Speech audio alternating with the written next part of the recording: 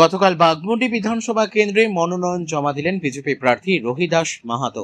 এদিন বর্ণাঢ্য মিছিলের মাধ্যমে সমর্থক ও কর্মীদের নিয়ে ঝালদা মহকুমা শাসকের দপ্তরে পৌঁছে আনুষ্ঠানিকভাবে নিজের মনোনয়ন পেশ করেন তিনি।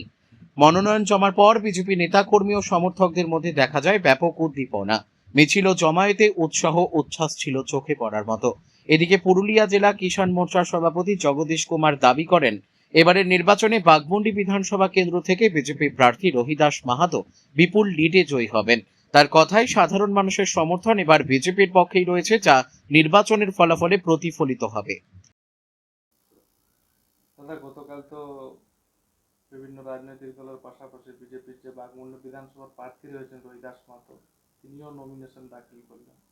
যেটা উল্লেখযোগ্য, সেটা প্রায় হাজার হাজার বিজেপির কর্মী সমর্থকদের একটা পুরো ঢলের মতন লক্ষ্য করা গেল, বিরাট সংখ্যক মিছিল। কিভাবে দেখছেন এবারে বাঘমুন্ডি যে বিধানসভা, কতটা সহজ না কতটা কঠিন? দেখুন, বাঘমুন্ডি বিধানসভা চিরদিনেই বিজেপির একটা শক্ত গড় ছিল আর আছে। গতবারে 2021-এ একটা অ্যাক্সিডেন্ট হয়েছে, তাতে কর্মীদের মন এইবারে যে পার্টি সিম্বল পাচ্ছে তাতে পুরাপুরি কর্মীরা মনোবল শক্ত করে নিজে কোমর বাঁধি নামেছে।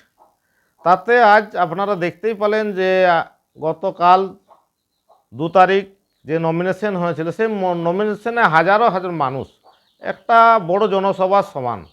তাতে বোঝা যাচ্ছে যে আমরা বাঘমুন্ডি বিধানসভায় বিপুল পরিমাণ জয় নিয়ে ভারতীয় জনতা পার্টির ক্যান্ডিডেটকে আমরা জয়লাভ করাবো।